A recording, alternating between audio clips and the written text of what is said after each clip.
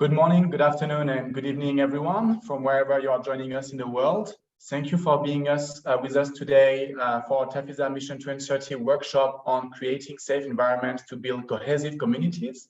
Today, we are joined by an inspiring panel of experts who will answer the question, or at least provide some directions for answers to the question, how can sport for all foster a culture of mutual understanding and tolerance?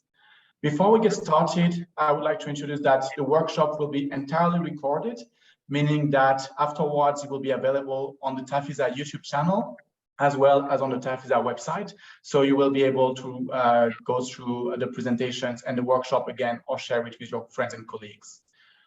Last but not least, there is no direct chat in the webinar. So if you have any questions for any of the panelists or the speakers, please type them in the chat that is available. And I, as the moderator, will pick up the questions and ask them to the panelists in due time. Thank you for your understanding. And now it's my pleasure and honor to welcome our Vice President from TAFISA, Mr. Denis Karakasis, who will provide some words of welcome. Good morning and good afternoon, friends of sport, and a warm welcome to the TAFISA Mission 2030 workshop on creating a safe environment to build cohesive communities. On behalf of the TAFISA Board of Directors, I extend my heartfelt appreciation to each one of you for joining us today in this virtual space. In a world where divisions persist, where conflicts threaten our communities, Sport for All emerges as a powerful tool for positive change. It has the unique ability to transcend boundaries, bring people together, and create safe spaces where understanding, respect, and solidarity flourish. As we gather here today, I am inspired by the collective commitment we share to harness the potential of Sport for All. Your presence serves as a testament to our collective dedication to promoting peace, fostering community building, and preventing conflicts. Today's workshop marks another significant milestone as we continue the TAFISA Mission 2030 workshop series. Over the past year, we have explored various themes and engaged in meaningful dialogues with experts and participants from around the globe. This collaborative effort has enriched our understanding and propelled us towards our vision of a better world through Sport for All. I am thrilled to see the exceptional lineup of speakers that have joined us today. Their insights and experiences will offer invaluable perspectives on how Sport for All initiatives can contribute to building safe environments. Their presentations will undoubtedly inspire and empower us to take meaningful action within our own communities. As we enter into the discussions and exchanges today, I encourage you to actively participate, to immerse yourselves in the discussions, and to share your perspectives throughout the workshop. Let us remember the importance of collaboration and shared responsibility. Our collective efforts can shape a better future, where Sport for All becomes a catalyst for harmony, resilience, and social cohesion. I wish you all an inspiring and thought-provoking workshop. Thank you. Thank you very much.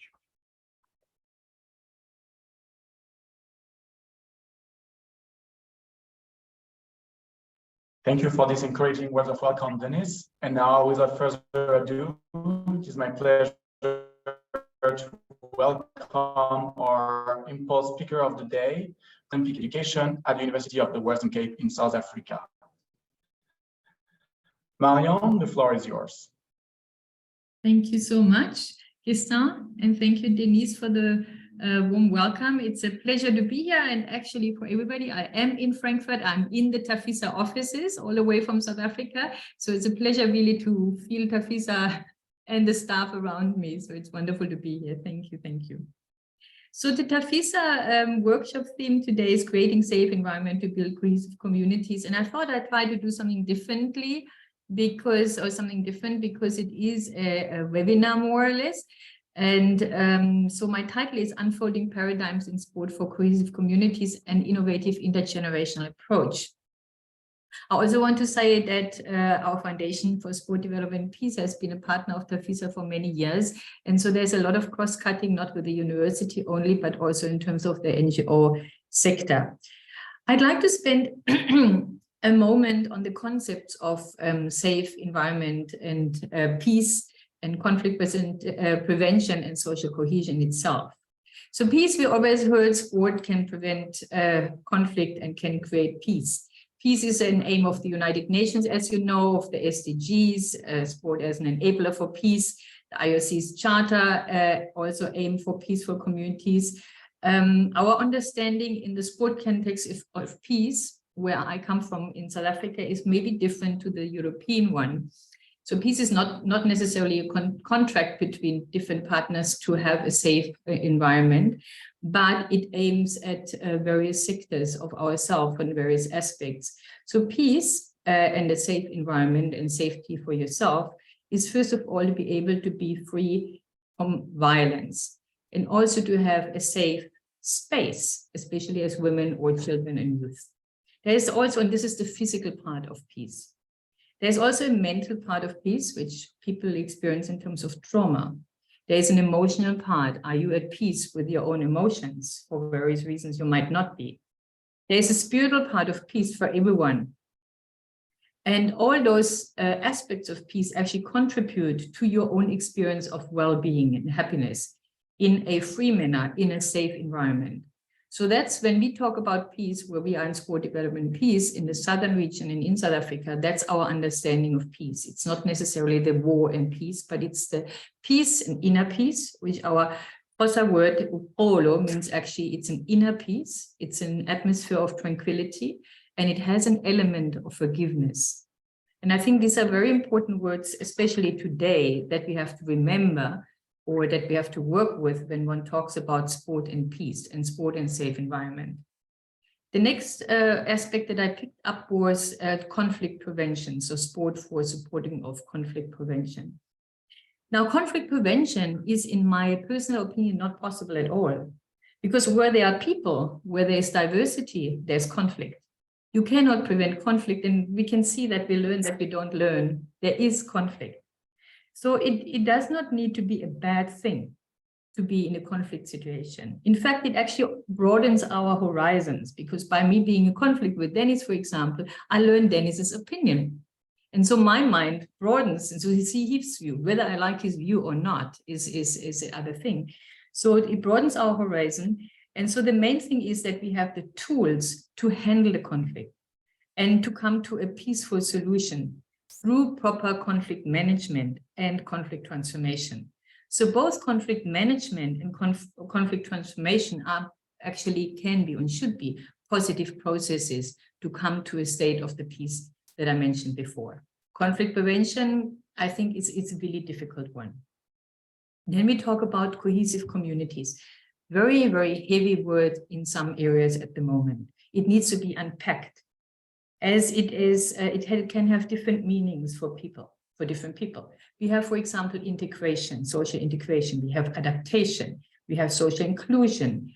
Do we know the differences between that and social cohesion? So social cohesion is understood as a sense of solidarity. In South Africa, we have the word Ubuntu. It means I am because you are. And it means it's a sense of humanness. It's a feeling of solidarity. It's a feeling of better together. So it's very important to actually look at the types of social cohesion that we're talking about. So Jane Jensen identifies, for example, 4 types of social cohesion. One is belonging versus isolation.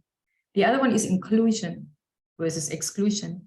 The third one is participation versus non-involvement. And the fourth one is recognition. And all of those we have to take into consideration if we want to offer successful sporting programs.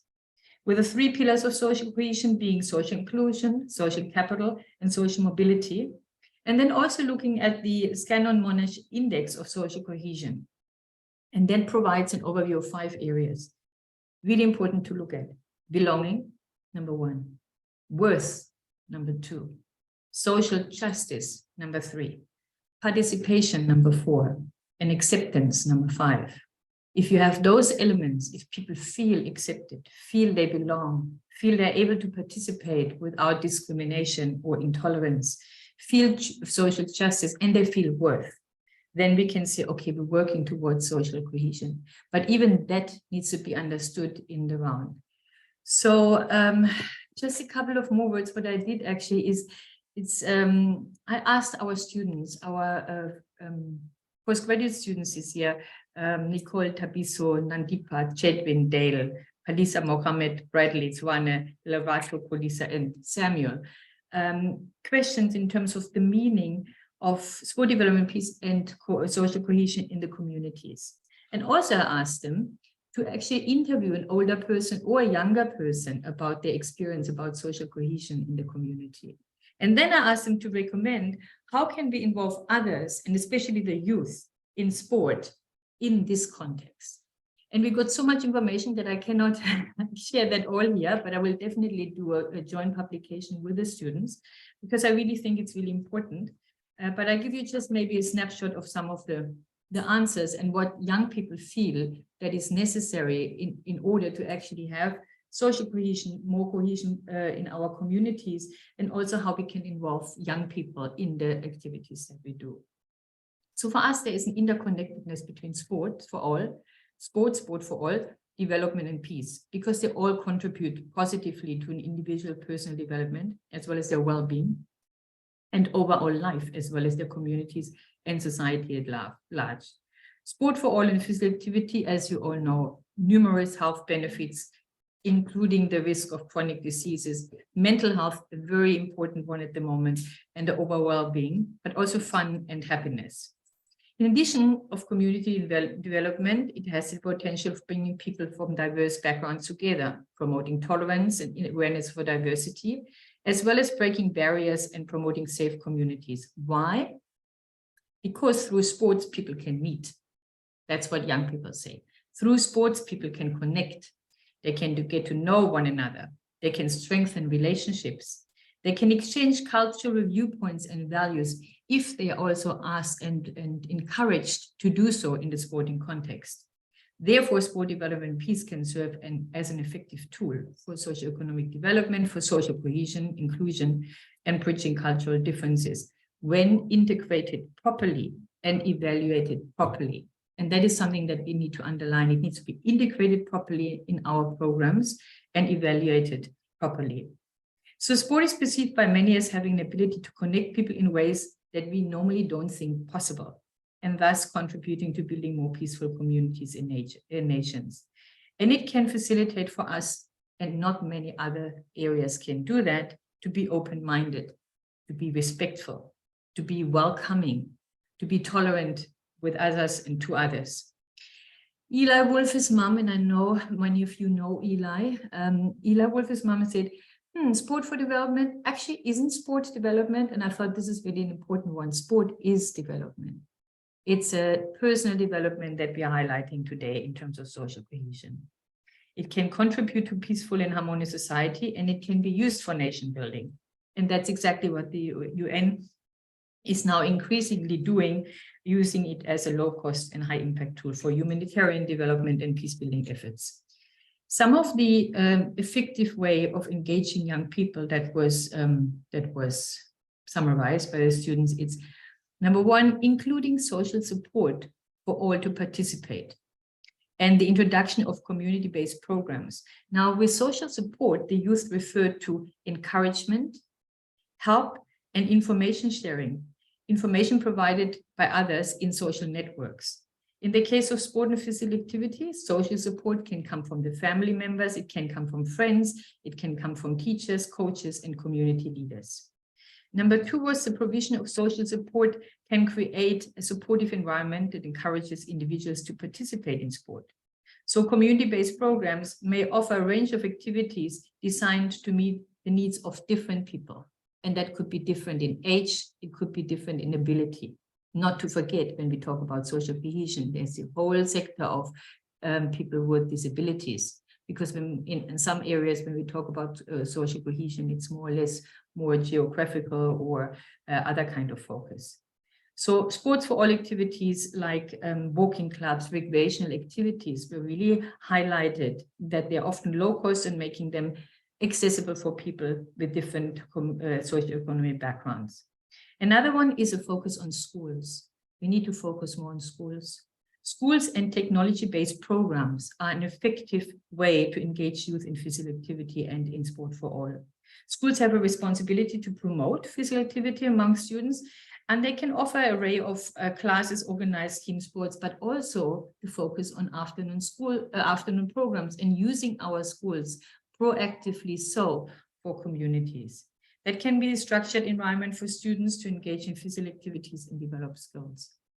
And number 5 is as the use of smartphones and wearable devices increase, individuals, especially young people, may be able to track physical activities, even their levels, and get feedback of how they are doing. And so a technology-based intervention can provide interactive games and challenges, encourage individuals to engage in physical activities. So the youth came up with the concrete recommendation, organize community events, but it's fun walks and fun runs, fitness classes, but create a sense of community, encouraging participation of those activities. But when designing those programs, take the youth on board. Every structure, they see it in a community, in a sports council, in a club, a church group should have youth representation, male and female. The voice of youth is not only, we need to hear the voice of the youth, but we creating our programs and offer them for the youth. The youth have to be part from the start go, from the planning process and the implementation process. Partnering with schools is another one that is very, very effective in some areas already. And then promoting teamwork, emphasizing teamwork in sports to encourage socialization. That would also strengthen bonds and create new ones, and involve parents. Funny that comes from the students actually. Involving parents, friends, and family, all to be included, allows for inclusion, whether it is before assistance, it can be volunteering, if not participating themselves. And then providing equipments and venues and transportation, because many individuals in low income areas may not have access to come to certain activities, and that can also then prevent them from participating. Prizes were mentioned in terms of motivation for participation. Collaboration with community organizations, which would be schools and churches and centers, to increase awareness about the benefits of sports for all, and then a focus on mentorship and coaching. This would help the youth skills development and confidence in sport. To create an inclusive environment, so make sure that all activities are inclusive and welcoming to participants from all backgrounds, abilities, and genders, and use social media and online platform to promote physical activities online and engage with individuals and organizations interested in participating. This is a huge advantage, since anyone has now cell phone, and so it's very, very different than it used to be. I have a lot of pages just on outcomes, and I think those who are interested, we can share that in a different way. But I think maybe 2 more things. The one refers to culture.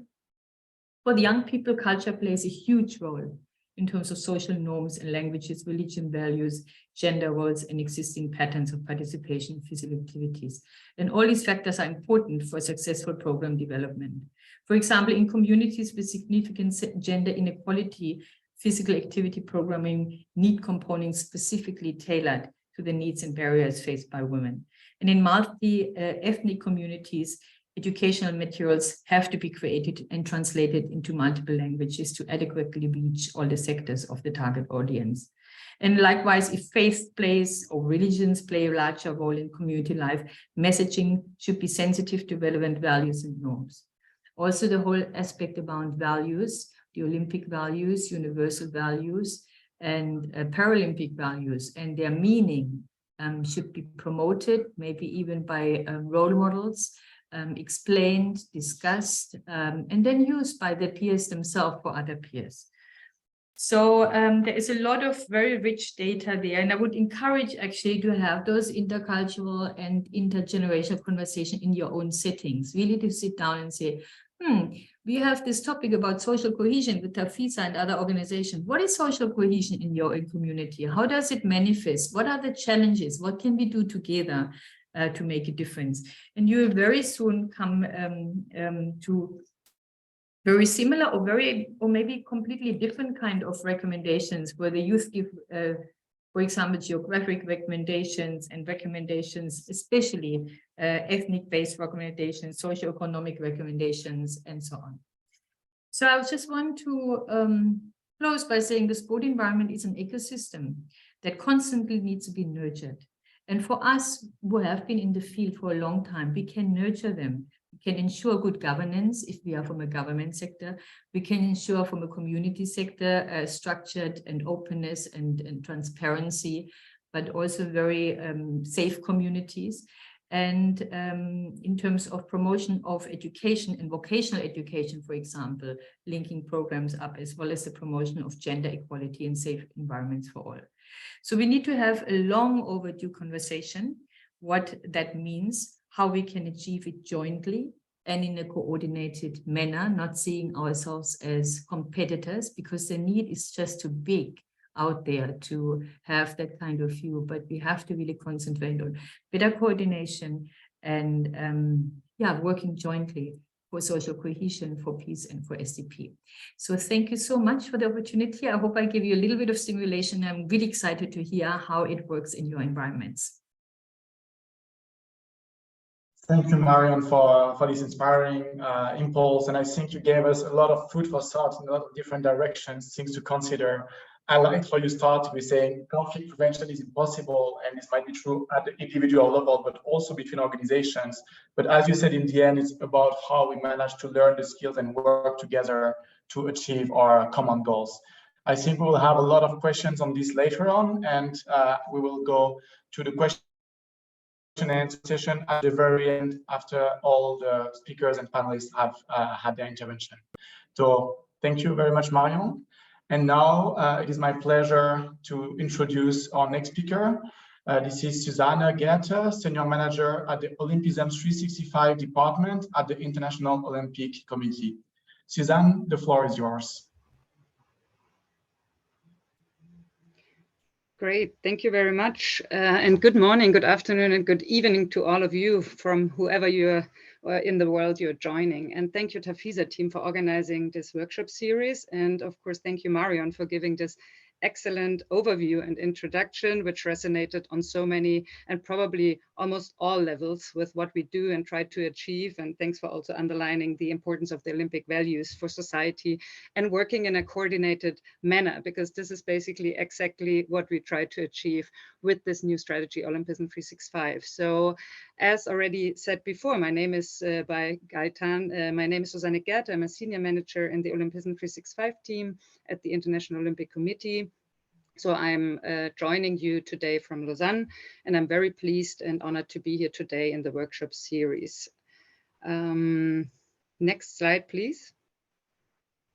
First, I will give an overview of the so-called Olympism 365 strategy before we will have a closer look at one of its focus areas, which is the sport, peace, and safe communities one, and the envisioned learning community, sport, crime prevention, and safer communities, where before we can dive into a discussion.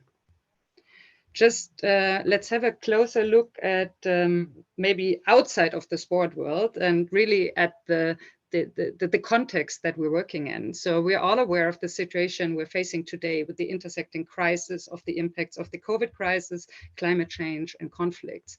COVID-19 pushed an additional 124 million people into poverty, substantially reserved gains in healthcare, wiped out 20 years of educational gains, led to the loss of millions of jobs, and created substantial social policy challenges.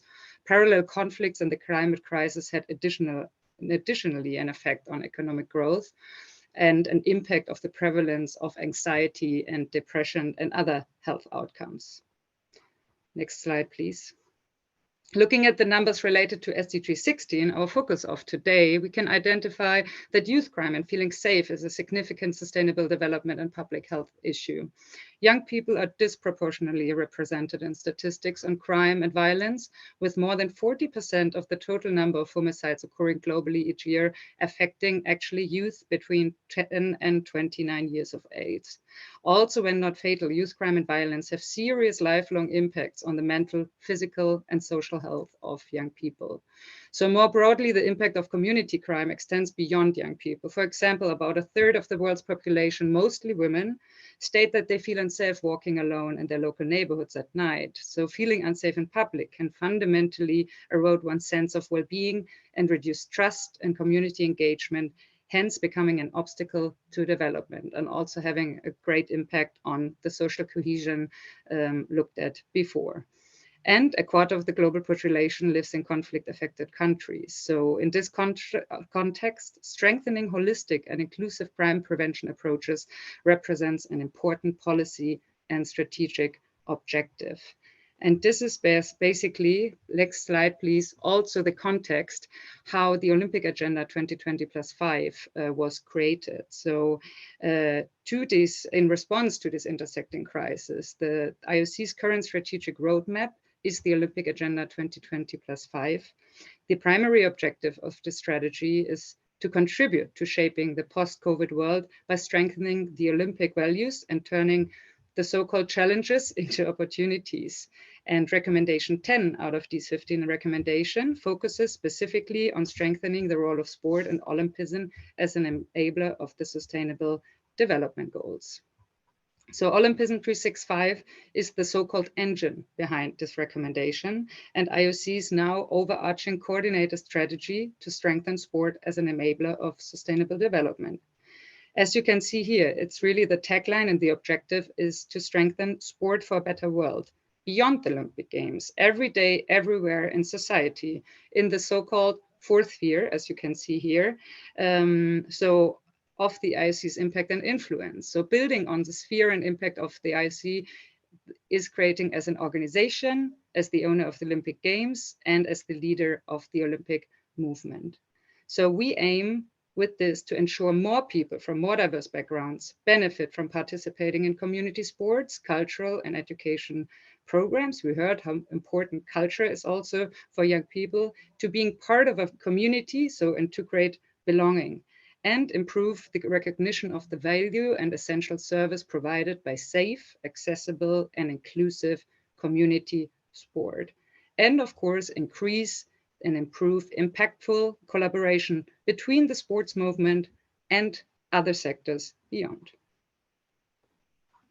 So for this, partnerships and networks are key, and we really partner and co-create. I think co-creation is a really important wording in this regard, with organizations across all sectors, as you can see here, within and beyond the Olympic movement, from NGOs to government organizations to IOC's commercial partner, as it takes a team to win a game and to create effective change, as we also heard in the previous intervention, that really this cooperative approach is necessary and in this regard to really create safe and cohesive environments, as it affects all and so many aspects of life. To do so, we work on different levels and look at the following concrete activities. So all this together with partners, we co-invest in sport and social change programs, we provide training and capacity building opportunities, we promote research, advocacy, and recommend policy change, and we create partnership networks and communities of practice, or networks of networks. So depending on what is already existing, as we don't want to reinvent the wheel, but want to build on existing approaches. So in short, the aim is to fund, train, design, promote, plan, and connect to achieve the objectives relevant for all of us. So we do this by focusing on the following 4 focus areas, which you can see here. And of course, they're all interlinked and intersected. So in the portfolio, sport, health, and active communities, we specifically partner with the health sector to increase access to safe and inclusive sport opportunities, to help people get physically active and improve their mental, physical, and social health. So we really look at health in a holistic way and well-being approach. We also achieve this by partnering with WHO to strengthen the cooperation between the health and the sports sector, and to really use sport more effectively on all levels, from grassroots to policy. In the portfolio Sport, Education and Livelihoods, we strengthen the role of sport and Olympism to develop people's transferable skills and employability opportunities.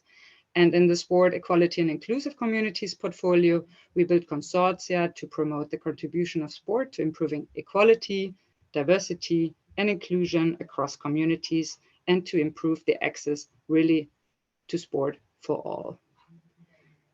All the mentioned portfolios are interlinked and especially feed into the creation of peaceful and safe communities, which is our fourth focus area. So you might say that basically the others are also a little bit the basis for this one. So in the Sport, Peace and Safe Communities portfolio, we aim to realizing the potential of sport and Olympism in society to promote peace and reduce antisocial behavior, crime and violence, by really helping people find a community and make positive social connections in and also through sport. As pointed out by one of our athletes speaking at the recent UNODC Commission on Crime Prevention and Criminal Justice, every young person has the ability to thrive and not just to survive. And we really believe that sport is a very effective tool to make this happen. Here we see what we are focusing on in this portfolio, but we don't need to get into too much detail here, as we heard the already excellent definitions by Marion before. I just wanted to point out that on the one hand, we are looking at the term and the area of safe communities, where there's an increase for social cohesion, and on the other hand, also at the topic of peaceful communities. Hence, at really localities in which there is a common vision of a society and community, which would be the aim, also with conflicting parties. Now it gets a little bit on the next slide. We have a little bit more writing. I'm happy to share the presentation also afterwards, but it's only to visualize that there are several. I think you have to click next, then we see all the different SDGs on the front, exactly in the beginning. That this really, the contribution is to several SDGs. And if sport is used in an intentional and context-sensitive way, can be an efficient and cost-effective tool to contribute to community cohesion, social integration, and peace building within and across communities. It can address violence, crime, and promotes pro-social behaviors and community safety, and to provide trauma-informed mental health and psychosocial support to young people at risk of being impacted by antisocial behavior, violence, and crime. And many, many more. I don't want to get into too much detail here, but what we're looking at are really the importance of creating access to really have the benefits, and then in the end, the connections, which is then linked again to really the belonging that then translate into social cohesion. So the aim of the activities is really to see an increased number of at-risk young people accessing and participating regularly in holistic and inclusive sport and youth crime prevention programs, to have an increased number of participants with improved knowledge and attitudes towards risk and protection factors, but also the capacity built on the organizational and institutional level, that they have the enhanced institutional capacity to develop, deliver, and evaluate sport and youth crime prevention policy and programs, but also to invest in them and support them. And this, of course, also implies and goes out to can be expanded to the peace building aspect.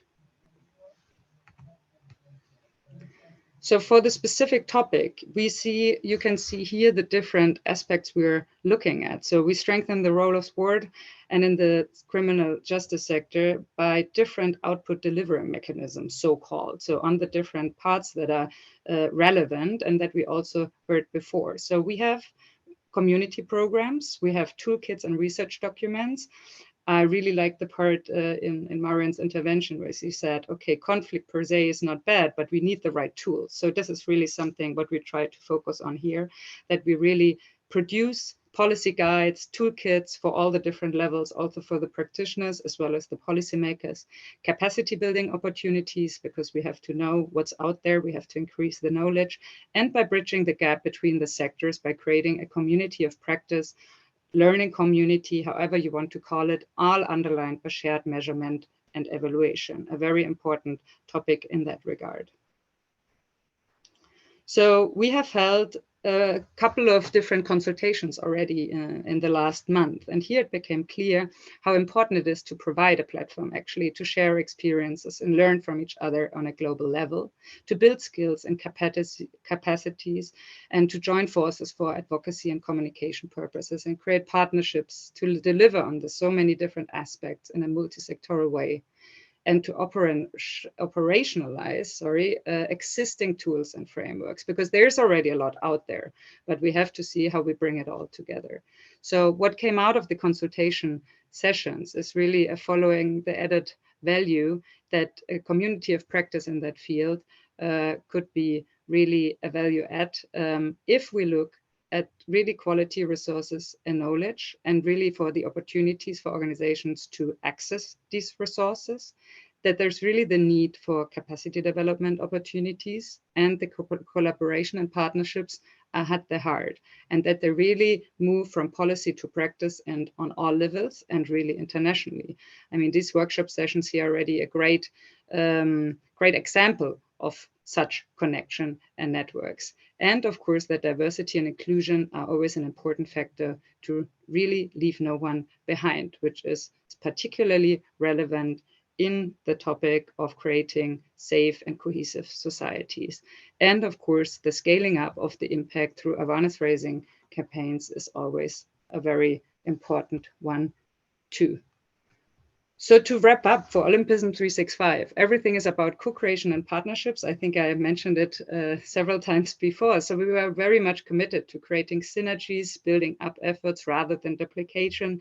So we're looking forward to hearing about relevant networks, communities, collaborations in the space before, to join forces on the activities mentioned before. And we also really see the challenges in this space in aligning effective approaches to measuring the impact of sport for youth crime prevention or peace building. So also here, it would be really interesting to engage in a discussion on good practices and also challenges faced. And last but not least, here we look further or a little bit more at youth crime prevention. So just to let you know that for the peace building component of this portfolio, the co-creation process will start soon and will be initiated in the coming months. So also here, we're looking forward to the process and engaging closer with you. So with this, many thanks. We're looking forward to discussing and jointly further promoting sport as a tool for peace, community building, and conflict prevention, and for building cohesive societies. Thank you. Thank you for presenting this very comprehensive, intersectoral, and partnership-oriented approach that is undertaken via Olympism 365. And I think the message is through to all of the participants in the audience right now. This is a call for participation and for co-creation, for joining forces. So please don't hesitate.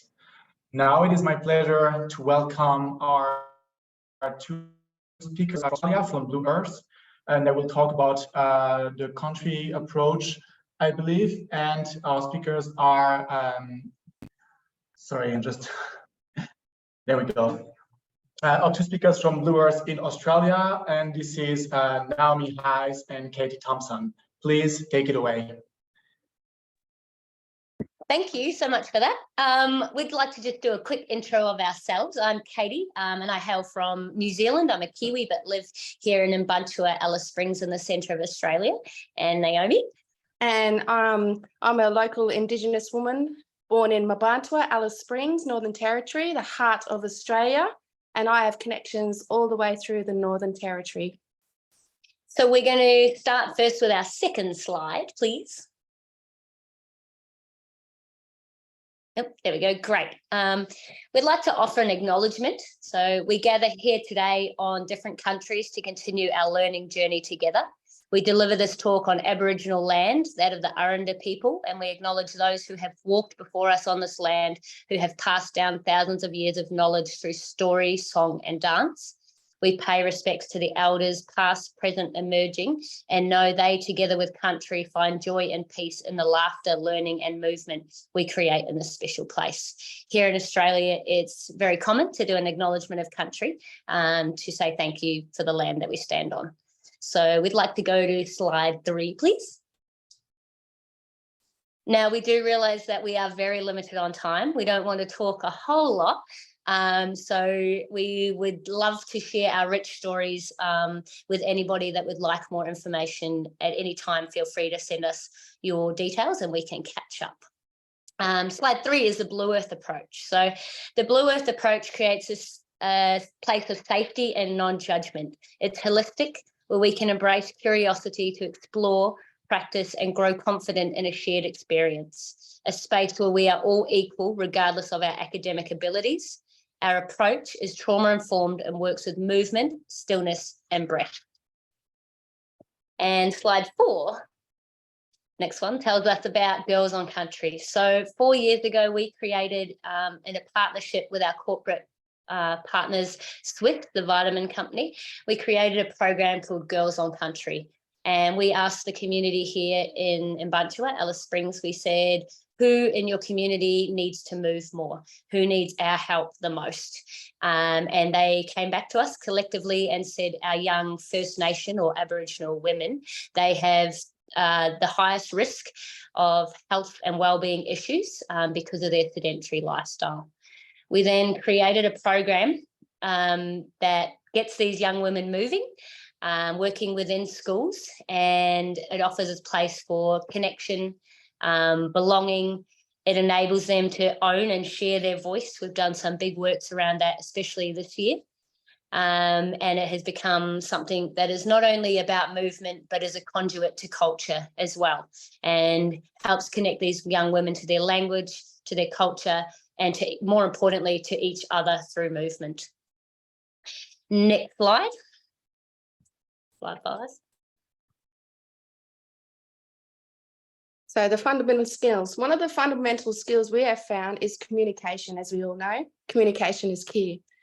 Let the community identify the need and work with them towards a solution. They have intimate knowledge of challenges and obstacles. You need to keep in mind that you need to be really open and flexible, and the solution will be fluid and adaptable. We need to listen and take space to understand all that we are conveying, including when we pause, because that's a moment to actually sit down and reflect and actually think about what's being presented. In my culture, you don't have to fill silence with talk. Our actions speak louder than words. And often the understanding and the comprehending happens in that silence. Yeah. Definitely. So mutual respect of understanding and two-way sharing. And it's also the capacity sharing is two-way exchange of knowledge. Be ready to learn and be humble. We don't believe in empowering, we believe in capacity sharing, because communities have a vast range of skills and knowledge already. And by bringing all of our resources and skills together, we can create something amazing, which we have done with our Girls on Country program. Next slide, please. So through our Girls on Country and through Katie, her awesome physical ed skills, we have delivered well-delivered physical activity sessions, which are based around reconciliation in action.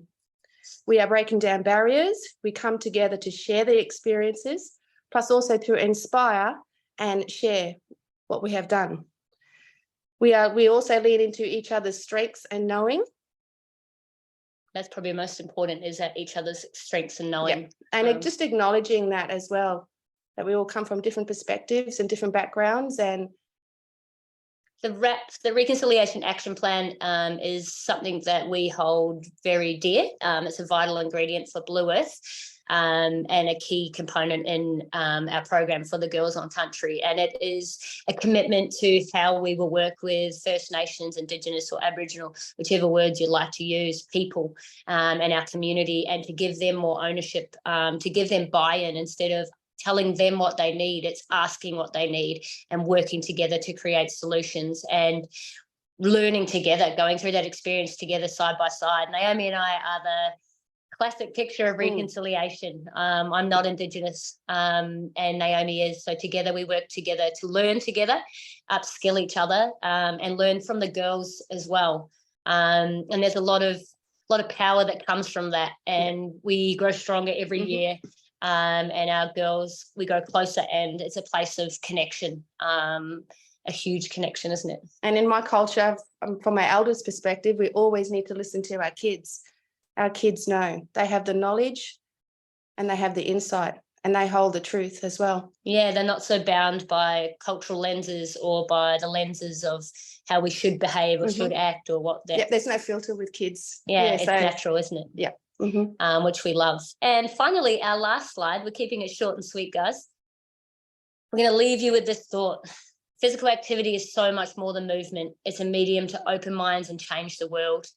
Whenever we're in sessions or in spaces with young people, so much can happen. There's so much potential there. And if we can open that up for everybody, if we can get more people moving or in good physical activity sessions, so much more can be done to change the world to be a better place. Thank you. If you'd like to speak to us later, we'll catch you in the question section. Thank you. Thank you so much, Gaerte and Naomi, for sharing on the tremendous work that they are doing towards using sports as a tool for connecting people, for reconciling and working together, as you said, side by side on the same level with Indigenous communities. And I think sharing these insights on the very specific case that you find in Australia and Oceania can also provide insights for other areas of the world where we want to achieve the same goals. So I think we'll have interesting questions on that. Now it is my pleasure to welcome our last speakers of today. And I'm pleased to welcome Mr. Frankline Olukohe, who's the Project Technical Advisor for GIZ Regional Project Sport for Development in Africa. Frank, the floor is yours. Please take it away. Yes, thanks a lot, Garcia and the TAFISA team. Hello, everyone. Good morning, good afternoon, good evening from wherever you're joining the call from. My name is Frankline Olukohe with the GIZ, the German Development Corporation, working for the Regional Project Sport for Development in Africa. Today, I'm pleased to join the call and share a bit of insights from our work in Kakuma, which is in Kenya, in using sports to create peaceful or cohesive communities in the region. I can see already the presentation is being shared. Maybe we can quickly go to the next slide. Thanks. For just a quick overview or brief about the project, we are officially the Regional Project Sport for Development in Africa, commissioned by the German Federal Ministry of Economic Cooperation and Development. Being a regional project, we work in a number of countries south of the Sahara. Some countries have, of course, exited the project, but mainly the project has been implemented in Kenya, Ethiopia, Namibia, Senegal, Ghana, Ivory Coast, Mozambique, Tanzania, but more specifically on the islands of Zanzibar, as well as Togo. For the purpose of the call today, we will focus on the project activities in Kenya, what has already been implemented, to share our insights and contribute a bit to the topic of the day. In Kenya, the project worked in a number of regions, but more specifically in Turkana West, where we have the Kakuma refugee camp, which in a moment we'll discuss a bit more on and get to understand more about the region. The modular objective of the project was, of course, to promote development perspectives of children and youth in the project countries using sport. And development perspectives, of course, can be broad, ranging from education to peaceful coexistence to employability to education and things of that kind. Mainly in Kenya, the project focused on building cohesive communities through sport, focusing mainly in the Turkana West region. The overall term of the project started in 2016 or mainly 2014. We are in a third phase of the project, which started last year, but for the sake of this presentation, the focus will be between 2016 and 2022, which was phase 1 and phase 2 of the project, which was implemented in Turkana West. Next slide, please. Good. In Turkana West, we worked quite comprehensively with a number of partners. We didn't directly implement our project on ground, but we supported the already existing efforts to build peaceful communities through sport.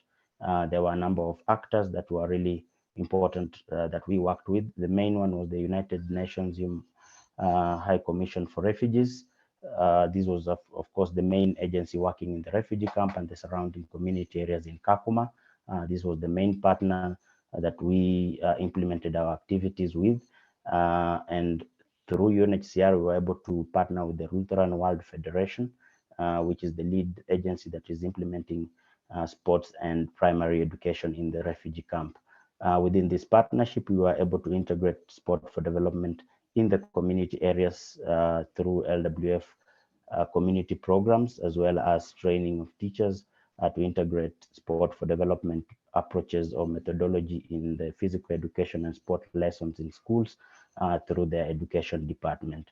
We also work with the Department of Education in the Turkana West community areas, which is outside the refugee camp. This is a department under the National Ministry of Education.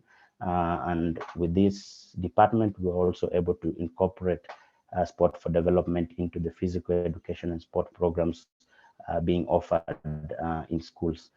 We also partnered with the County Department of Sport, which is the department in charge of delivering sport activities across the Turkana County. And with them, we worked to deliver various sport for development programs within the sport programs across the county, but more specifically in the Turkana West region.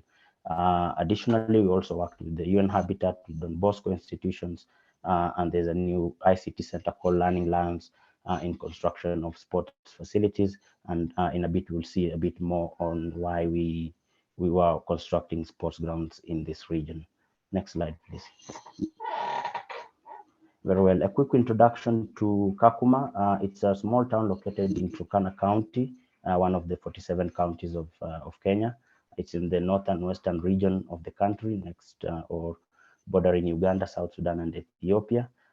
It hosts one of the largest camps or refugee camps in the world, and it's also the second largest camp in Kenya, established in 1992. At the moment, over 200 refugees from over 9 countries across the region are staying in this camp. Estimates are giving that over 60% of this population is youth. The settlement at the moment is divided into the Kakuma refugee camp and the Kalobei settlement, and of course, surrounded by the host community areas. A myriad of challenges face these communities here. Of course, displacement coming from different countries, limited resources, being a really dry region, and also marginalized by by the Kenyan society for quite some time. Also, a lot of cultural barriers due to the multiple ethnic and cultural groups that stay or live within this region. That's just a brief overview of Kakuma, but of course, a lot more information is available online to read and to understand more about this community.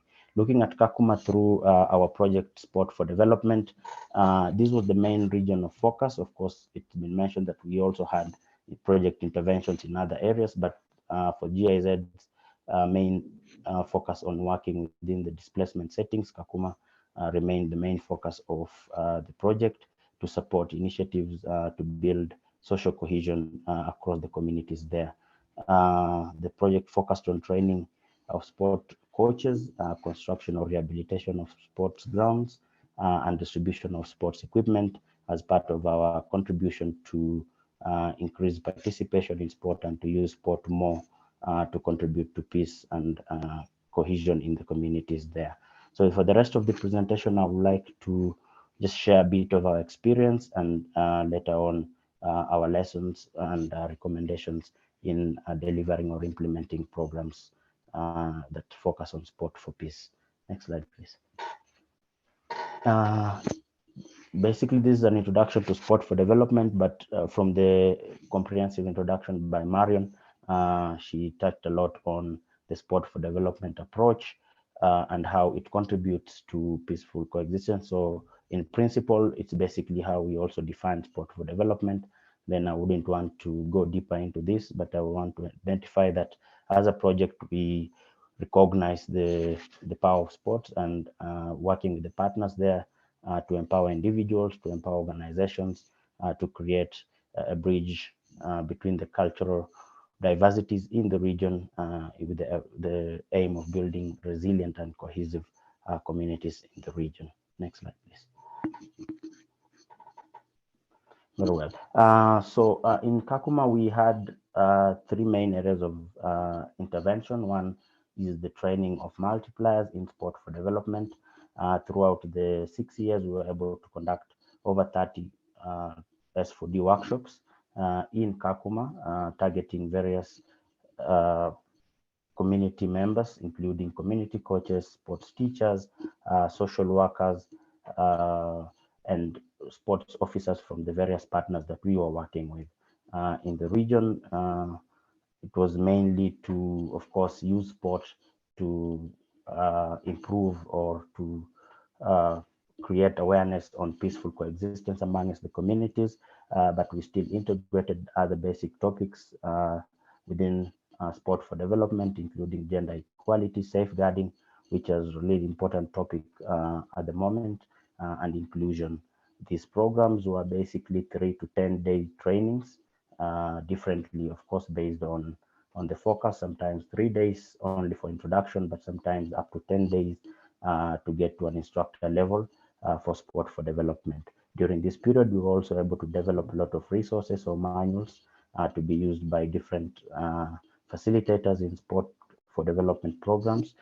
We developed the violence prevention through football manual together with the partners in Kakuma, and together with the entire project, regional project, we were able to get all these resources in one kit.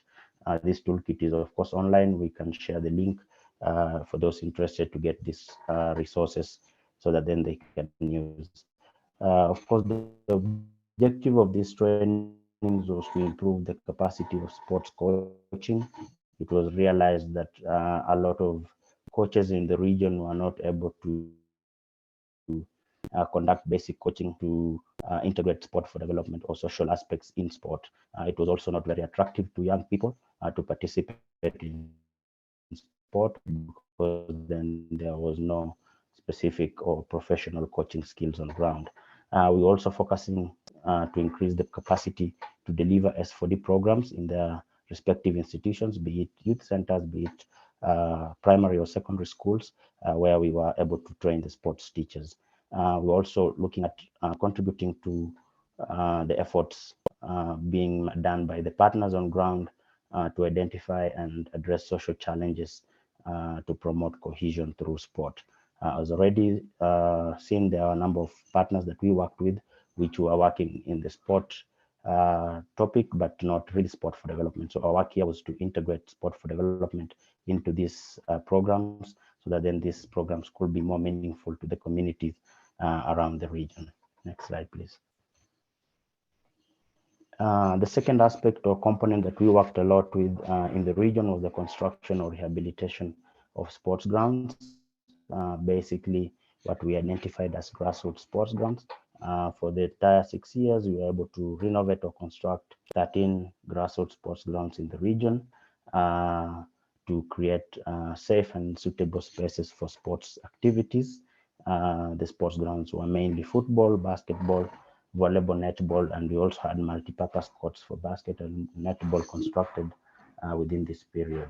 The aim was, of course, to increase participation of the communities in sports, especially children and girls, which these groups were really neglected because of inaccessibility of the available facilities. Of course, also to create safe spaces for other community events and sports tournaments to bring people together, and then also try and create ownership of sports programs, because then the facilities, improved facilities, really attracted more people to come and use these facilities to play. Next slide, please. Yes, and lastly, part of our interventions was, of course, to distribute sports equipment.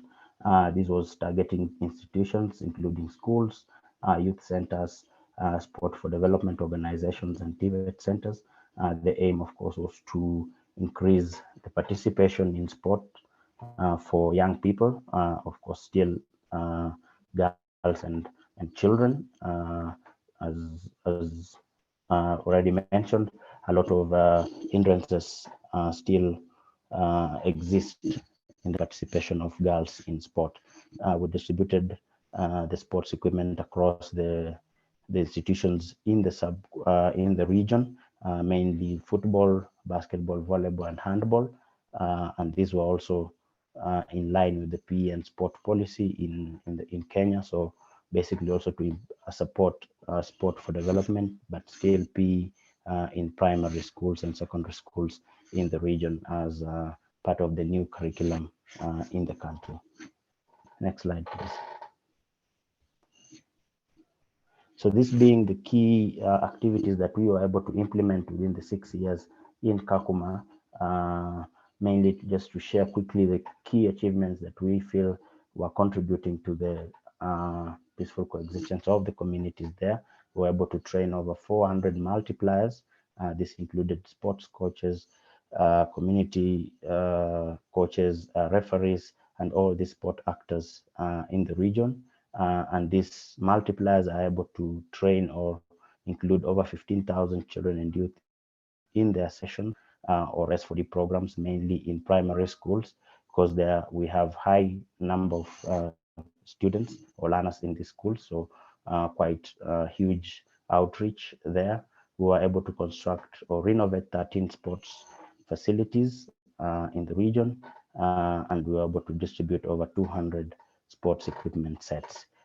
This is mainly on the quantitative aspect of the project, but looking now on the impact of these programs, we were able to increase the number of children and youth participating in sport, especially girls or young girls, both in the refugee camp and in the host community areas.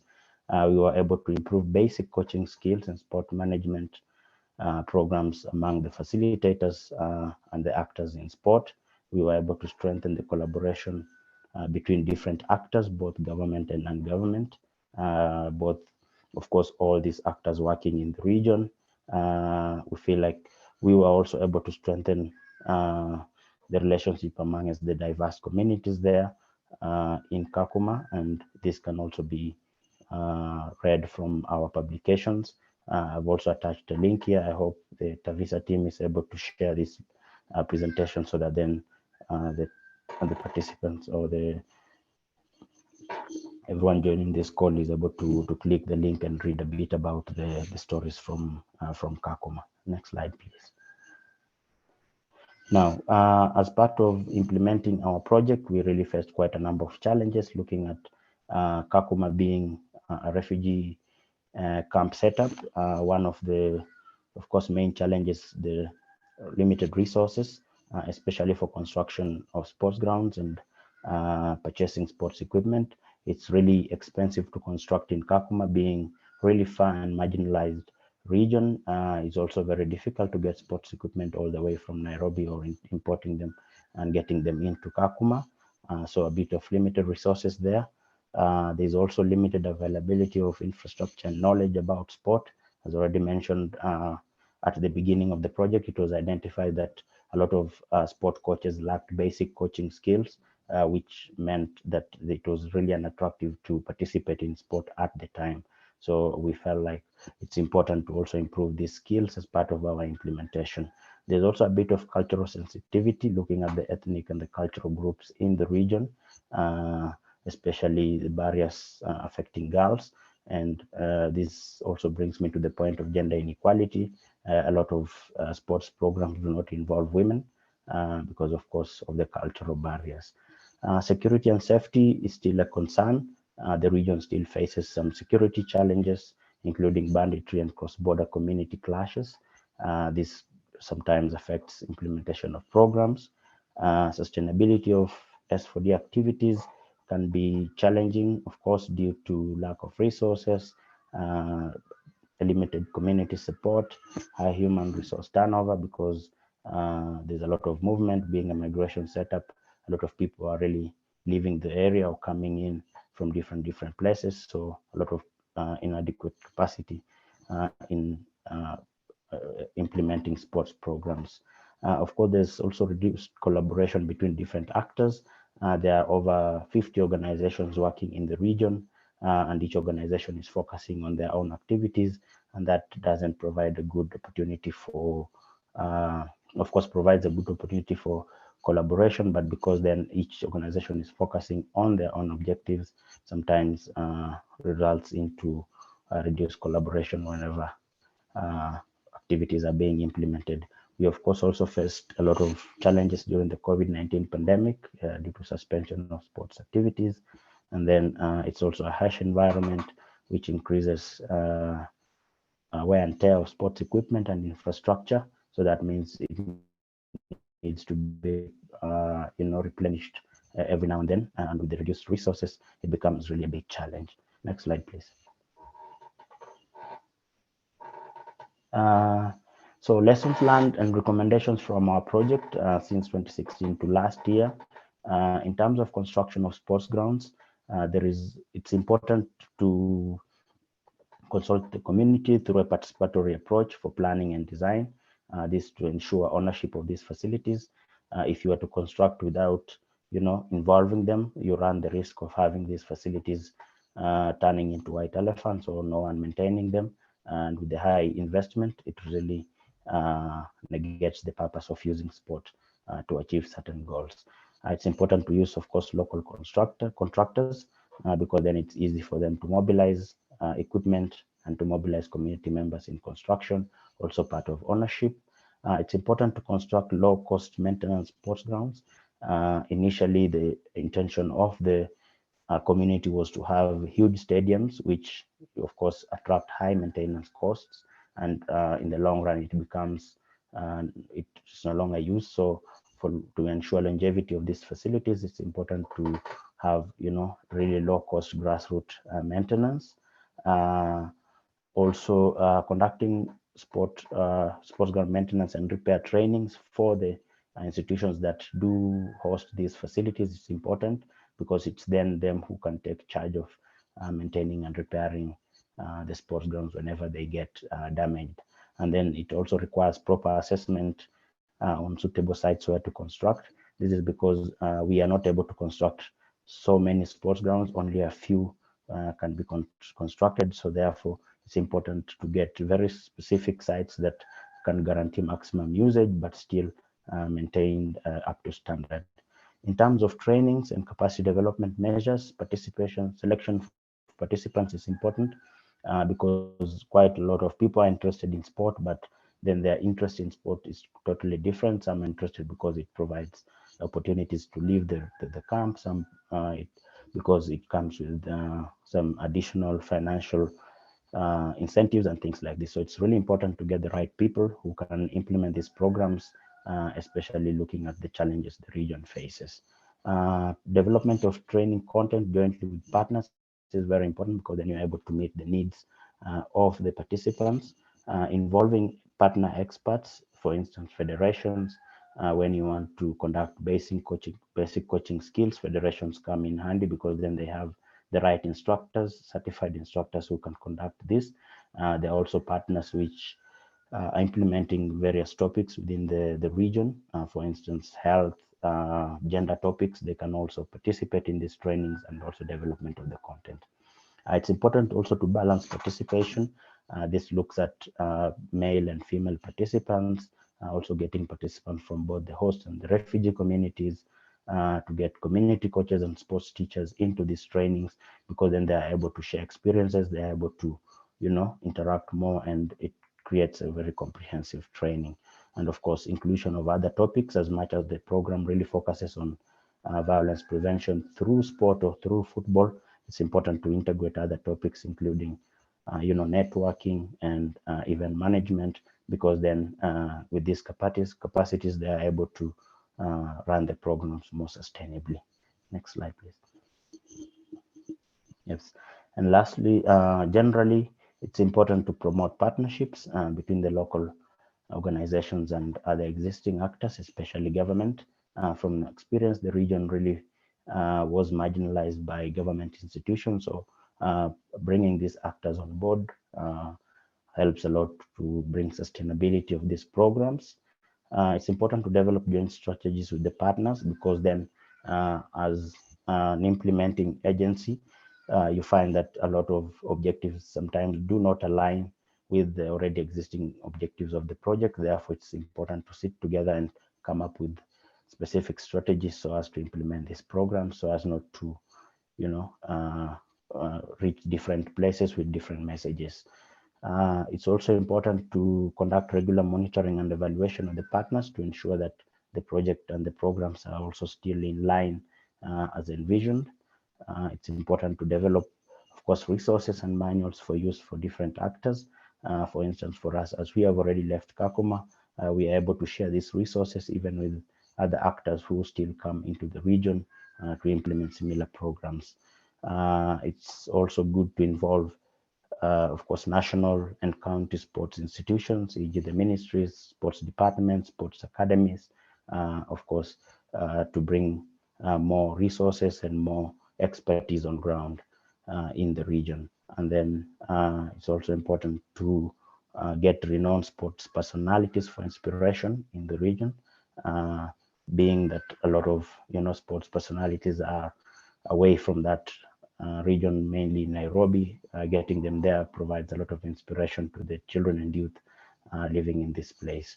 And lastly, involvement of other resource persons, e.g. referees, sports officers, community leaders in these programs is important, because as much as you may train a lot of coaches, a lot of workers, it's quite different whenever there are also other activities. For instance, tournaments, referees might cause these conflicts to come up. Sports officers are important because then these are the ones who ensure sports activities and S4D programs run within organizations. Thank you so much. That will be the end of my presentation, and yeah, back to you, TAFISA team. For sharing a brilliant example of Kakuma and the tremendous work you're doing there. And I think it's very important that we see, it's great to see the successes and to see what you've managed to achieve, but it's also important to understand what are the challenges and what are the lessons and recommendations that you can draw from them, because I think this helps a lot to anyone who wants to start undertaking any similar project. So now we are going to move to the question and answer session with all of the panelists. And I've seen that some of you have already started asking some questions in the Q&A chat or in the chat directly. So I will try to keep on topic really about what constitutes creating safe environments to build cohesive communities. And the first question may be a very general question for Marion. I have the question about from Shmuel Yerushalmi, who's asking about how we can involve government and local authorities to create safe and cohesive communities, especially targeting people from low socioeconomic backgrounds. Thank you, Gaëtan, and thank you, Shamila. I saw the question. Very interesting question. Very good question. Very necessary question. Governments can be held accountable in terms of their policies. So that's one, to put advocacy to, be an advocate in terms of looking at, is the relevant policy in place? Because if you do not have a policy in government, not many things run. You can't even apply for funding. So is there a government policy? For example, in South Africa, we have at the moment a gender policy that is going around as for the last input. So is there policies? Are there guidelines, government guidelines? These guidelines normally are called national sport and recreation plans or national sport plans. Is it in place? Is it already functioning? Those plans must be aligned to the national development plans of the country, ideally. And those plans should be aligned ideally to the United Nations Sport Sustainable Development Plans. So then you would have a bottom-up, top-down kind of approach in terms of policies, relevant policies, and we can hold governments accountable, number one. Number two, the principle of corporate governance. So government should work in cooperation with the NGO sector, civil society sector, educational institution. And that would be in terms of funding, in terms of support. There's also often a challenge of different government departments working together. So we have the Department of Sport, we might have the Department of Women and Gender, we might have the Department of Youth or Education, Social Development, Crime Prevention, Justice. Ideally, in our field of sport, because it's very multidisciplinary, those different government departments should work together. And I think these are conversations that are necessary, and it's different in every country, in every community, and it triggers down to your municipalities, to your local governments. And so if there's not a green line and that cooperation, then it makes our sector particularly difficult, because we touch on facilities, we touch on transport, we touch on education and social cohesion and so on. So yeah, I think just be an advocate and get as many people to support you in that and hold government responsible. But please feel free to also contact me, because we have quite a good system in the Western Cape, I must say, and also with our National Sport and Recreation Plan, I think people could look at it and see how it is adaptable, the same with the gender policy. But please feel free. Obviously, I was the first Marion in Cape Town, so my email is Marion Cape Town. It's very easy. At gmail.com. Feel free to contact me if there are other questions. Thank you. Thank you, Marion. And what I can offer to all of the participants is that after the session, we will be in touch with the speakers, and any resource they have, from websites to online resources, and also email. If they are comfortable sharing it, we will also share in the TAFISA website, so you will have access to all of these resources and information to follow up. Thank you, Marion. Maybe now I would have then a question for Susanne, because one of the words that came back quite often is the idea of partnerships and collaboration. And just now Marion was just sharing on how even within the same government, when you have different departments, it is not always clear on how they can work together. So I just wanted to know, from the perspective of Olympism 365 and your approach to partnership, how do you create a climate or a framework where partnership is possible between different organizations, sometimes from different sectors? And what would be the first ask or the first request that you have for any organization who wants to contribute towards Olympism 365 and the idea of creating cohesive and safe communities?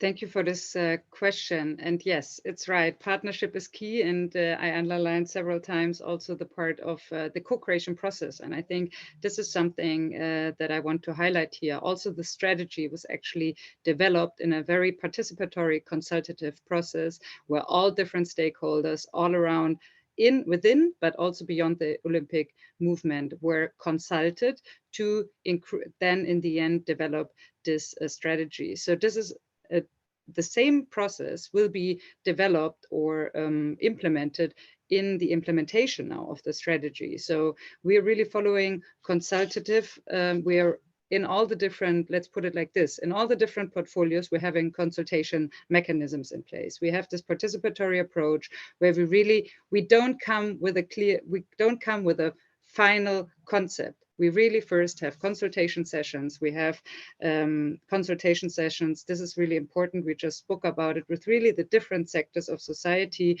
Also, not only clear organizations, we also look into including young leaders. We include community representatives. We include experts from different fields. So not only looking at really strictly at organizations that are based, that are really well organized, and also not only at government organization, but really across all different sectors. So this is the approach. It's participatory, it's through consultations, and then through that develop the approach depending on the region and depending on the country and the context, so that it is really context specific and related to the different aspects. And you ask about what is the first request. I think the request is maybe for us to specifically about the portfolios that are yet to be initiated or that we are initiating right now and co-creating. It's really for us, it is important to understand the needs. So only if there's a thorough needs assessment, we know that we really can, how to bridge the gaps and how to create something that is really a value add and how we can take it forward. So one thing is to know the needs. The other one is to create ownership. It's really, if you have a co-creation process, that also means that there is ownership for all actors involved and everyone has to take it forward in that regard. So the approach is not us doing and delivering on something. Co-creation means that all sectors of societies, all the different experts I mentioned, or the individuals do their part in achieving the objective to create safe and cohesive communities, to make the world a safer, more active and healthier space, and so forth and so on. Thank you, Susanne. I will have a next question then for Naomi and Katy. I think some of the words that Susanne just said are actually echoing your approach when you were mentioning that, for instance, you listen to what the youth have to say because they also have insights, they also have knowledge, and that you also involve everyone in the process for co-creating, for working together side by side. But I wanted to know, in your approach, how do you manage to engage, involve, and generate buy-in from different communities, from different people, to get this trust and confidence that they will be taken seriously, that they will be benefiting from the program, and to make sure that they also want to be involved and engaged?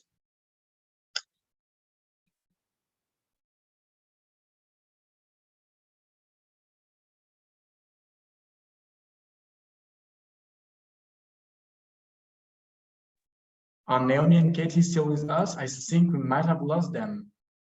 I'm just checking. Yeah.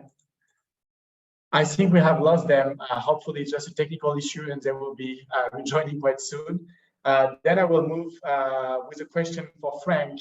I have some people who are asking here in the Q&A. We have questions, for instance, from Donovan Jurgens, who's saying that in South Africa and maybe in some other African countries as well, it's difficult to get the focus away from high performance and rather to move towards sports for development and peace, which actually might hold a lot of advantages as well. How, through your approach and through what you did in Kakuma, do you believe that you managed to shift the focus towards using sport as a resource and as a tool to build a safe and cohesive community?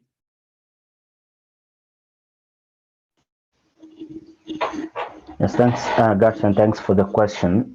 In reference to Kakuma, mainly what we did, we didn't focus really at the high level, but we really focused at the grassroots levels. Yeah, I mean, at the youth centers, at the sport for development organizations in schools, and not ideally with the sports clubs. So there are quite a number of sports clubs.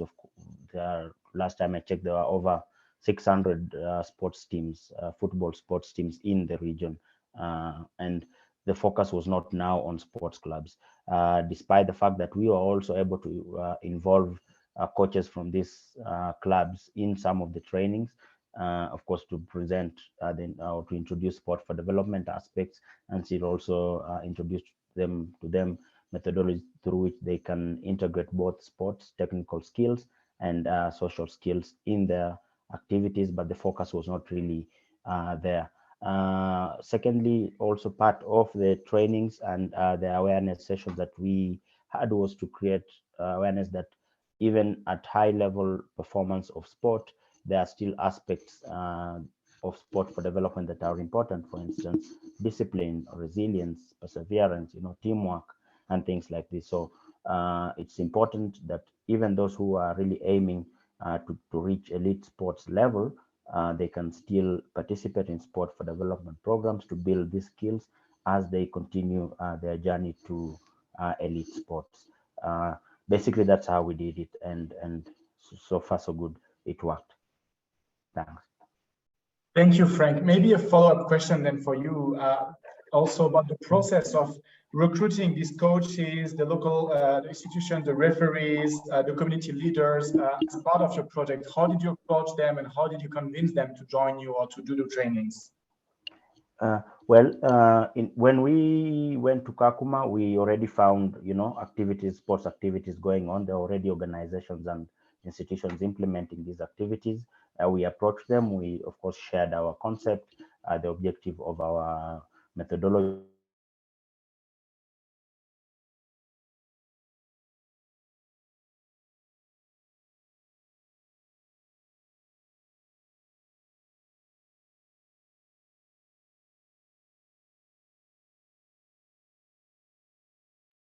Frank, I don't know if you can hear me, but we cannot hear you anymore. I think suddenly you got cut.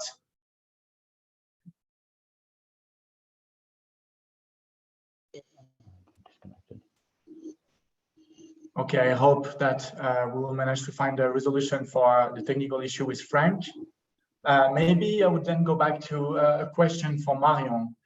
We have a question about people who are evolving in an environment that are challenged by corruption. So this is a question from Alexis Jayasinghe. He's saying, how can we overcome challenges in corrupted countries or sports organizations? What can a person or an organization do to safeguarding sports and its value, to promote peace and establish solidarity in an environment that might not be so friendly towards it? Do you have any examples or any directions on what can be done in these challenging environments? Yeah, no, thank you. Also an important question. We have a very good example in the region where I live in South Africa. It's called the trilaterals.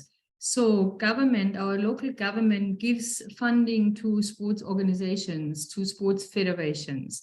And every year there is a meeting. In other words, my colleague, Professor De Koning and myself, we're sitting in meetings with 172 sports federations, from fly fishing to athletics, from rugby to dance, all of 172.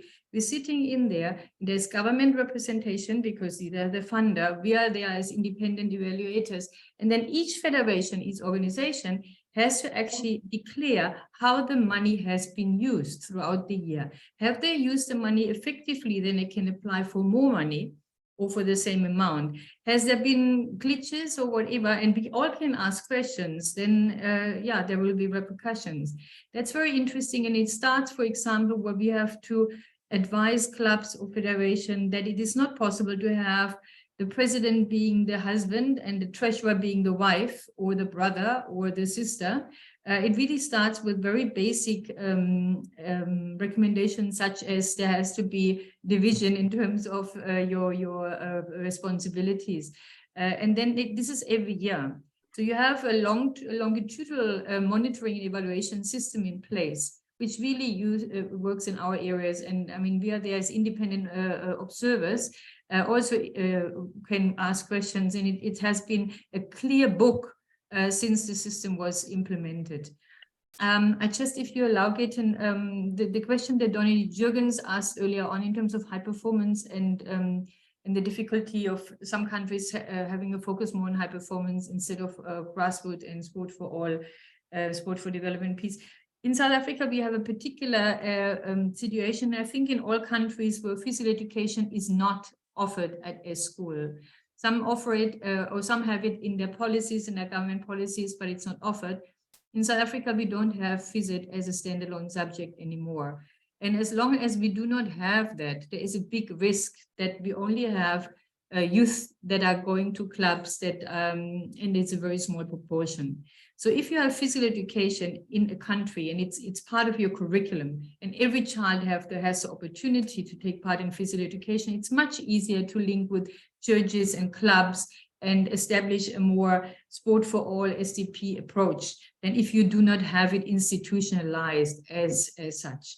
And I think that's a really, and Donny, I know, is working very hard also on in terms of advocating for sports for all. But it's a burden that we've had for a long time, and every country who doesn't have it properly institutionalized in terms of physical activity on a regular basis at the school will face those kind of challenges. Thank you. Thank you, Marion. I think Frank is back with us now. So if you can check, Frank, if your connection is working again, to answer the question on how you manage to recruit coaches, local referees, community leaders into your program and generate this buy-in. Yes, thanks, and sorry for the hiccup. I was saying that for us, we didn't directly go to the communities there to start recruitment of participants in our program, but we went and worked together with the partners that were already implementing different programs there. For instance, LWF has quite a lot of community programs that has coaches, referees, and other community leaders in sport. These are the people we worked with. So we worked with people seconded by different sports actors, ranging from, of course, civil society to even government institutions like the county government, also working with representatives from the federation. So for us, it was not direct implementation, but partnerships with already existing organizations. Thank you. Thank you, Frank. I have a question for Susanne, which maybe even is a bit more general now. You shared at the very beginning of your presentation some figures about the state of the world, some general figures about some different issues and challenges that humanity needs to tackle, and also, of course, in connection with the UN Sustainable Development Goals. But from your perspective and from the perspective of the Olympic movement, why should we, in the first place, try to use sports as a tool to tackle these issues? How do you see the responsibility of Sports for All, of the Olympic movement, to do its part or to contribute? Great question, and I think a question for all of us, and for all of us working in sport, but also everyone who is somehow related to sport. And yes, of course, I mean, I think here we all believe in the power of sport to really unite people, to really bring people together. And I think, of course, it is especially important to also convince the ones that are outside of this, of the possibilities and the effectiveness of sport. We have to be careful to not overburden sport and physical activity. I'm not only talking about sport per se, but we really also have to always think of physical activity, movement, and everything else that can be really under this framework. So this is something I want to say also from our side. We're not only looking at really Olympic sports, we're really looking at physical activity and movement as a whole. We should not overburden it. So of course, I mean, I came in with looking at the context, but of course there are things sport cannot do. We have to be aware of that. And we have to be aware that sometimes sport can also increase challenges, can increase violence, can be a catalyst for negative things. So it is all of our responsibility to use this power and the mobilization and the passion that is out there to use it for the common good and channel it in a positive way.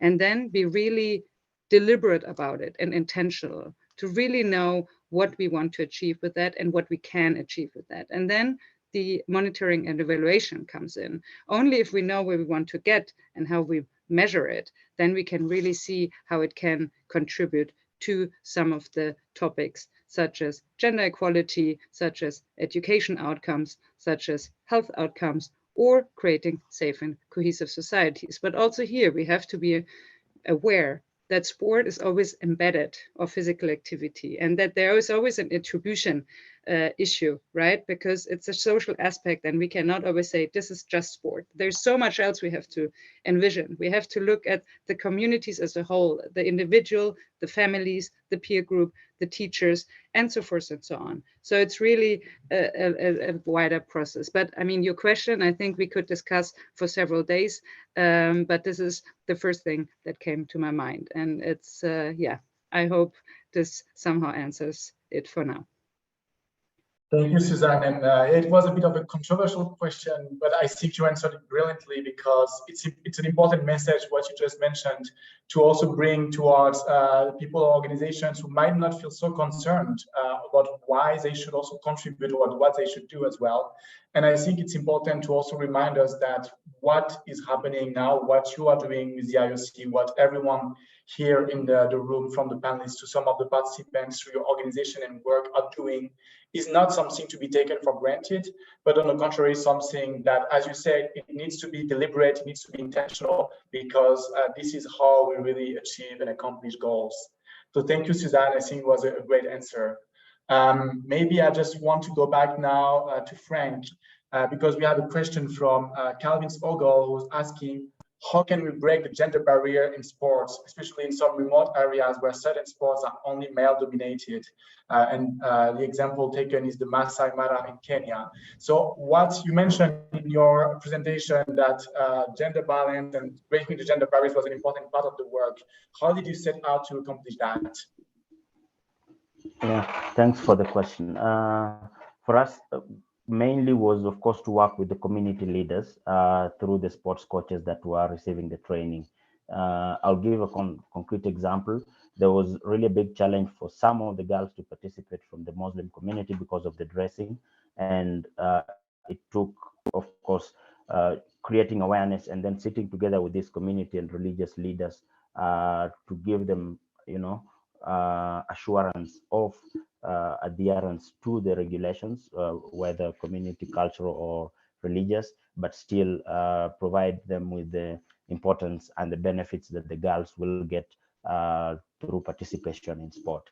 And two, also to assure them that the safety of the girls is guaranteed through participation of the coaches that have been trained. So it's directly reaching out to these community leaders. But then coming back to the question, sometimes it's a bit difficult when some sports are male dominated. It's a lot more easier if then you quite have a focus on sports that are available to girls. I believe there are quite a number of them, could be the mainstream sports or even traditional sports. That could be a very good entry point. Start with that and then get more girls participating in sport, and then it creates also the conversation, starts the conversation of the importance of girls to participate in sport, because then everyone can see the benefit, everyone can see that some of the myths have been, challenged, and it's clear that there is really good benefit, and then you can slowly move towards the mainstream sports. But it's really important to engage the community leaders, because these are the people who then will prevent girls in such a social setup. That's how I believe the question is framed.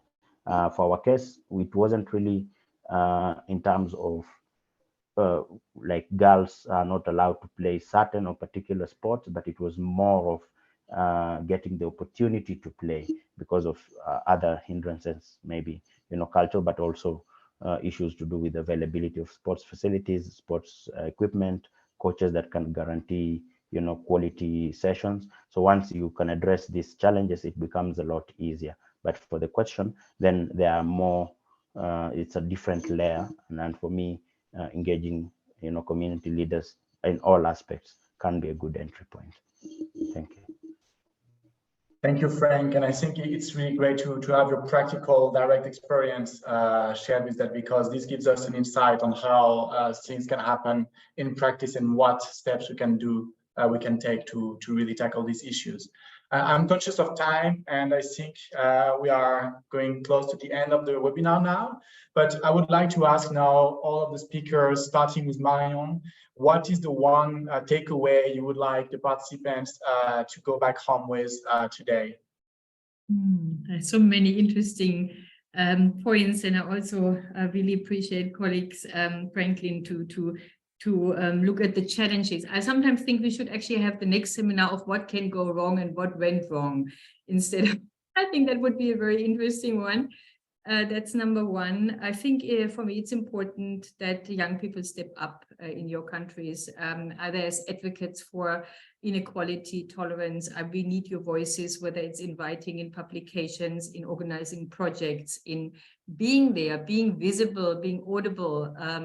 I think that's what we need. I mean, we have been in the field for a long time, but there is a whole new group that is coming now. And I think in the present time that we're finding ourselves, we really need you to come to the table and promote diversity, unity in diversity, Ubuntu, those spirits, and open those conversations. Also I had a lot of comments that I wrote down for Susanne and for Frankline, but I will follow that up offline. And yeah, it was wonderful to share the platform with colleagues, with you all, and thank you for TAFISA for having us. Thank you. Thank you so much, Marion. And Susanne, the same question to you. What would be the one takeaway for our participants today? Yeah, same. There's definitely more than one, I would say. But I think one is like, let's continue the conversation. This is just the start. Like, this is where we connect. There's so many things we saw that we have to really work on. So let's continue, let's get active from grassroots to policy level on all the different levels. Everything counts, and let's share. Let's continue sharing challenges, but also best practice and samples, whatever it is, sharing, and let's keep learning and advocating. I guess this This were now several things, but in the end, one, continue the conversation. And yes, thank you very much for organizing this. Thank you, Susanne, and thank you for joining today and sharing your insights. Same question to you, Frank. What would be your takeaway, your most important message for today? Yes, thanks. For me, I would say partnerships. Partnerships is most important to guarantee sustainability of these programs. Over the last 6 years, we were in Kakuma. We've seen quite a lot of one-off activities which were done in isolation or in silos, or really a lot of resources gone into single activities. And I believe with partnerships, we're able to leverage more and complement each other's activities, and even to reach a bigger audience. So I would say for me, it's partnership to create sustainability. Thanks a lot. Thank you, and I think that the message now was passed loud and clear. Same question as well to you, Denis. What is your takeaway from this session today? What is the message you would like to share with everyone?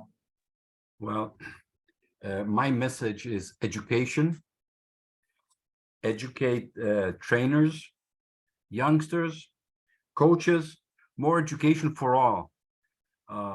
This is an issue that will be on our backs for many years, if not decades. It's not a simple issue. It occupies many hours in my ministry regarding sport clubs, federations, gender equality, gender participation. It is something that will take us for many years to come. It's not an issue that we can have a few recommendations after a session or two or three.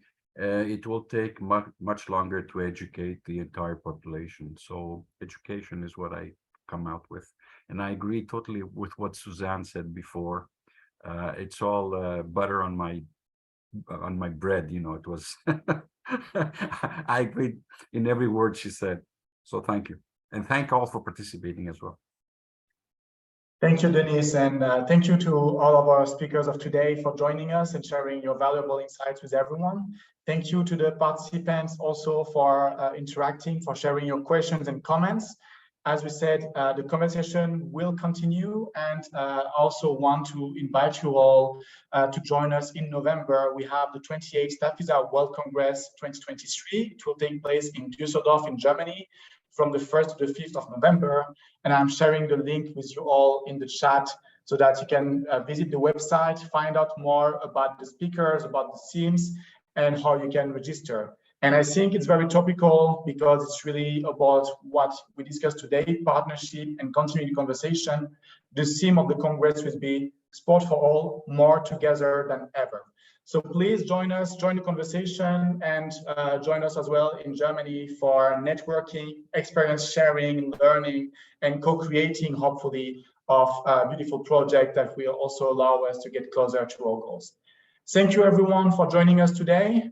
As I mentioned earlier, we will share the resources, the video, and anything we have at our disposal with you on our website in the coming days. We will also let you know via email. And we hope that you all found this session valuable. We will also share with you a short survey. Please take the time to fill in. It only takes 2 minutes because it's very important for us to have your feedback on how we can improve these workshops for you all. Thank you, everyone, and I wish you all a nice day and a nice week. Bye. Bye-bye. Keep safe.